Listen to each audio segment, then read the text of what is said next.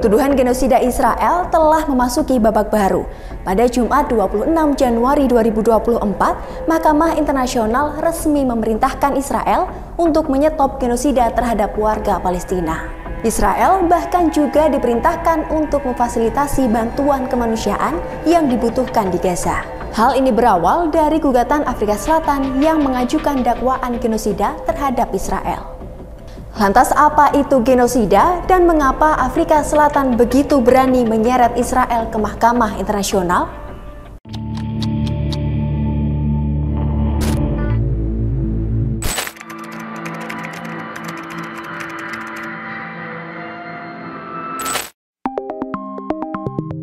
Di tengah kalut perang di Gaza yang kian menjadi-jadi, Afrika Selatan tiba-tiba membuat langkah yang mengejutkan dunia. Saat negara-negara mayoritas Muslim cenderung lamban merespons perang, Afrika Selatan justru tanpa ragu menyeret Israel ke Mahkamah Internasional atau ICJ dengan tuduhan genosida. Langkah Afrika Selatan itu pun dinilai cukup berani. Tepatnya pada Jumat 29 Desember 2023, Afrika Selatan mendesak ICJ segera mengeluarkan perintah bahwa Israel telah melanggar Konvensi Genosida 1948 terkait tindakan keras terhadap warga Gaza. Lalu pada Kamis 11 Januari 2024, Mahkamah Internasional menggelar sidang perdana kasus tersebut di Den Haag, Belanda.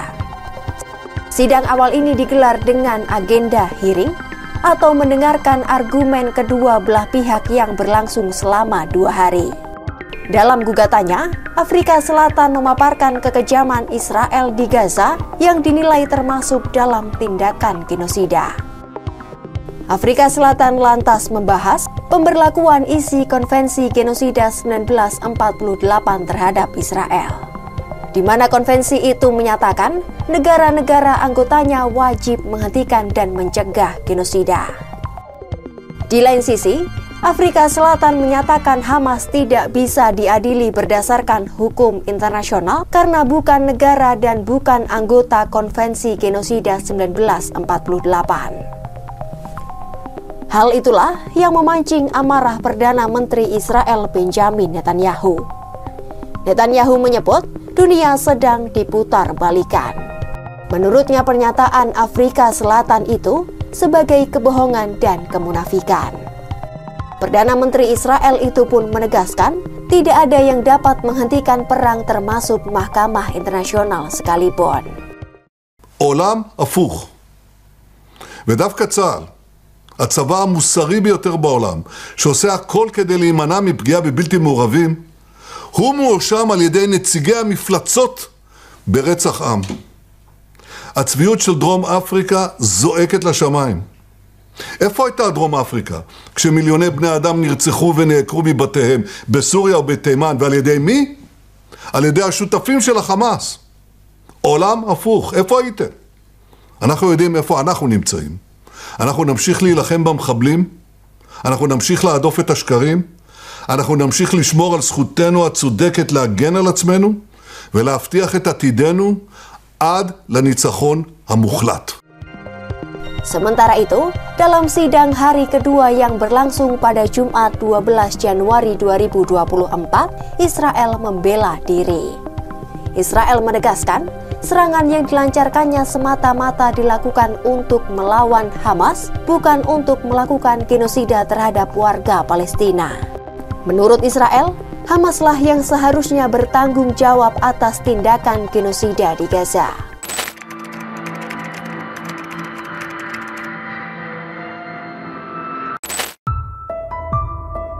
Mahkamah Internasional pada Jumat 26 Januari 2024 secara resmi memerintahkan Israel untuk menyetop genosida terhadap warga Palestina. Dalam putusan itu, para hakim ICJ mengatakan Israel harus mengambil semua tindakan sesuai kewenangannya untuk mencegah pasukannya melakukan genosida. Israel juga didesak harus mengambil langkah-langkah untuk memperbaiki situasi kemanusiaan, seperti mengizinkan segala bantuan dapat masuk ke Gaza, serta memfasilitasi bantuan kemanusiaan yang sangat dibutuhkan. Sebab ICJ menyatakan orang-orang Palestina merupakan kelompok yang dilindungi berdasarkan Konvensi Genosida 1948. Di sisi lain, ICJ tidak memerintahkan gencatan senjata. Menanggapi putusan itu, Netanyahu bersikukuh menyebut Israel punya hak untuk membela diri. Perdana Menteri Israel itu mengklaim tuduhan tersebut tidak benar dan keterlaluan. Sebab menurut Netanyahu, perang yang berlangsung sejak Oktober 2023 itu dilakukan untuk melawan kelompok Hamas, bukan warga sipil Palestina. Our war is against Hamas terrorists, not against Palestinian civilians.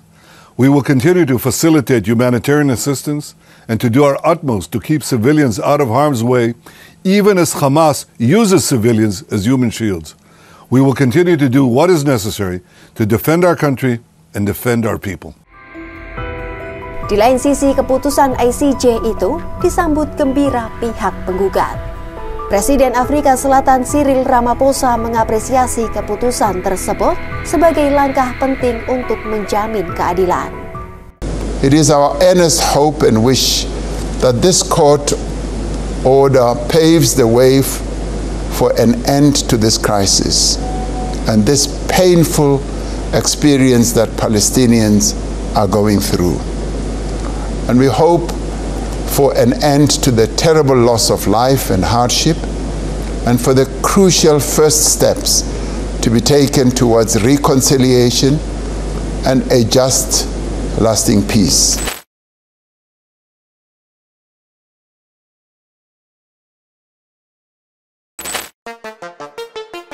Istilah genosida ramai dibicarakan usai perang Israel dan Hamas pecah.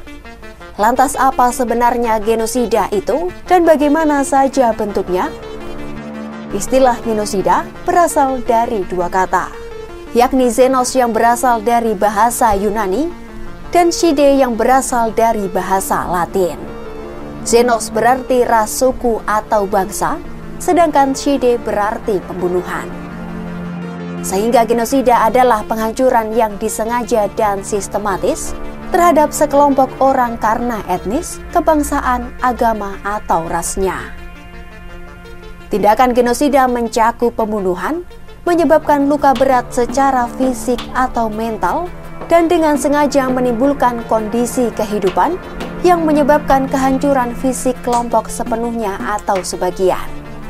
Istilah ini semula diciptakan oleh Raphael Lemkin, seorang ahli hukum kelahiran Polandia yang menjabat sebagai penasihat Departemen Perang Amerika Serikat selama Perang Dunia Kedua. Saat tinggal di Polandia, Lemkin telah kehilangan lebih dari 40 anggota keluarganya karena genosida yang dilakukan oleh Nazi.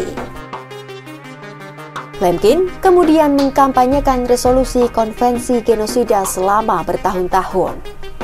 Hingga akhirnya pada 9 Desember 1948, konvensi genosida yang dirumuskan oleh Lemkin berhasil diadopsi dengan suara bulat oleh Majelis Umum PBB. Konvensi ini lahir untuk melindungi manusia dari kejahatan pembunuhan massal yang terjadi baik selama perang maupun di luar perang. Israel dan Afrika Selatan sendiri termasuk dalam 152 negara yang menandatangani konvensi ini. Afrika Selatan berpangkal pada 5 hal dalam gugatannya kepada Israel. Di antaranya yakni pembunuhan massal warga Palestina, penderitaan mental dan fisik, pemindahan paksa dan blokade bantuan, penghancuran total sistem layanan kesehatan Gaza, dan upaya menghalangi petugas medis dalam upaya penyelamatan nyawa manusia. Tidak hanya itu, Afrika Selatan juga mengutip komentar pejabat Israel yang menurut mereka menunjukkan niat untuk melakukan genosida. Merujuk pada konvensi genosida, niat memang menjadi salah satu elemen kunci dari genosida, yakni niat untuk menghancurkan sepenuhnya atau sebagian kelompok nasional, etnis, ras, maupun agama.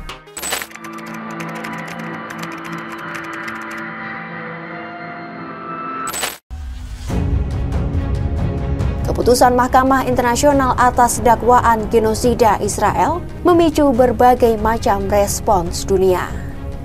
Meski banyak negara menyambut baik putusan ICJ, namun ada juga negara yang menolak tuduhan terhadap Israel tersebut.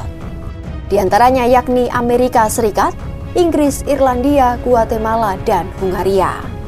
Juru bicara Keamanan Nasional Amerika Serikat John Kirby mengecam gugatan itu dan menyebutnya sebagai hal yang tidak pantas, kontraproduktif hingga sama sekali tidak berdasar. Sementara itu, aksi Afrika Selatan juga mendapat dukungan dari banyak negara, terutama negara-negara yang mayoritas beragama Muslim. Malaysia menjadi negara pertama yang secara terbuka mendukung Afrika Selatan. Dukungan itu juga dilakukan Turkiye dan Yordania dengan menarik duta besar mereka dari Israel. Langkah Afrika Selatan menggugat Israel ke Mahkamah Internasional memang mengguncang dunia. Langkah ini berjalan hingga akhirnya Mahkamah Internasional mengeluarkan putusan sementara yang memerintahkan Israel untuk menghentikan genosida di Gaza. Di lain sisi, dalam putusan itu Mahkamah Internasional tidak memerintahkan Israel untuk menghentikan perang. Israel juga tidak diperintahkan untuk melakukan gencatan senjata segera. Lantas mungkinkah gebrakan Afrika Selatan ini membawa perdamaian bagi warga Gaza? Untuk tahu kisah-kisah lainnya, jangan lupa subscribe YouTube channel Story dan Kompas.com. Kompas.com, jernih melihat dunia.